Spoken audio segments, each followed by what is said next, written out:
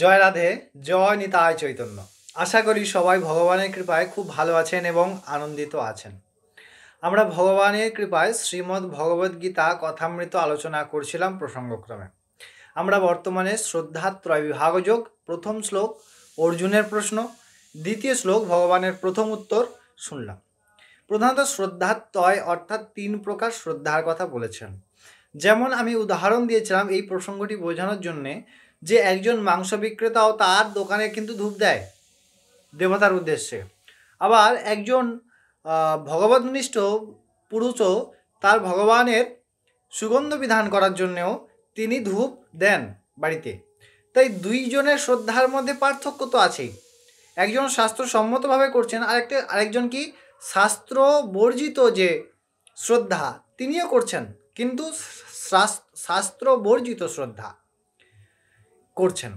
তো দুইয়ের মধ্যে যে পার্থক্য কেন এবং এই শ্রদ্ধাগুলি কি কি প্রকারে হয়ে থাকে এবং এই যে 3 প্রকার শ্রদ্ধার কথা ভগবান দ্বিতীয় শ্লোকে বললেন, এটি তৃতীয় শ্লোকে আরও সুন্দরভাবে আমাদেরকে ব্যক্ত করছেন যে প্রধানত কোন কারণে 3 প্রকার শ্রদ্ধা হয়। আমরা সেই প্রসঙ্গ অবশ্যই আলোচনা করব এই শ্লোকের মাধ্যমে। চলুন প্রথমেই আমরা ভগবানের শ্রীমুখ হইতে তৃতীয়তম শ্লোকটি আগে শুনব, তারপর আমরা এই তৃতীয়তম শ্লোকের উপরে বিস্তারিত আলোচনা করার প্রচেষ্টা করব। ভগবান তৃতীয়তম শ্লোকে অর্জুনকে উপদেশ করে বলছেন, কি বলছেন না, ভগবান বলছেন সত্যানুরূপা সর্বস্য শ্রদ্ধা ভবতি ভারতঃ শ্রদ্ধাময়ো হয়ম পুরুষো यो যচ্ছ্রদ্ধ্যাস এব সহ। ভগবান কি বলছে, হে ভারত, এই যে শ্রদ্ধা, সকল ব্যক্তি শ্রদ্ধা পরিচালনা হয় তার অন্তঃকরণ অনুযায়ী। অন্তঃকরণ কি? মন, বুদ্ধি, চিত্ত এবং অহংকার। এই অন্তঃকরণ নিয়ে আমি আগেও ভিডিও একটি বানিয়েছিলাম, আশা করি আপনারা দেখেছেন। এবং আমি যখনই এই প্রসঙ্গ আসে অন্তঃকরণের বিস্তারিত বর্ণনা করে দিই। এই অন্তঃকরণ হচ্ছে মন, বুদ্ধি, চিত্ত এবং অহংকার। অর্থাৎ এই যে পরিচালনা করেন মন, বুদ্ধি, চিত্ত, অহংকার, এই দিকে একসঙ্গে অন্তঃকরণ বলা হয়। এবং এই অন্তঃকরণগুলি পূর্বজন্মের কর্মের প্রভাবে গুণ নির্ণীত হয়।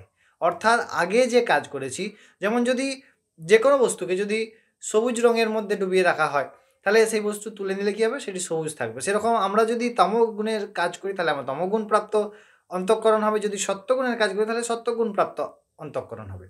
তাই ভগবান বলছেন যে সমস্ত মনুষ্যগণ কীভাবে এই অন্তঃকরণ পায় না, তার যে কীভাবে এই শ্রদ্ধা করেন না, তার অন্তঃকরণের ভাব অনুযায়ী কিন্তু তার শ্রদ্ধা পরিলক্ষিত হয়। যিনি সাত্ত্বিক তার সাত্ত্বিক হবে।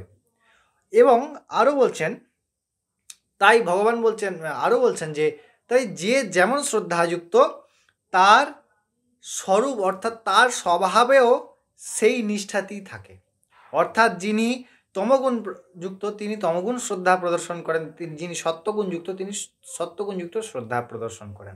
প্রত্যেকেই করেন। আমি উদাহরণটি আবার একবার বলছি যে মাংস দোকানিও দোকানে ধূপ দেন জীব হত্যা করে বিক্রি করার জন্যে, পাপ কার্য করার জন্যে, তিনি যাতে সফল হন। আবার ভক্ত তার ভগবানের নাসারন্ধ্র অর্থাৎ ঘ্রাণেন দিয়ে সুখ পৌঁছাবার জন্য বা সুখ সমৃদ্ধির জন্যে কি করেন না, ধূপ জ্বালেন, সুন্দর সুগন্ধি ধূপ।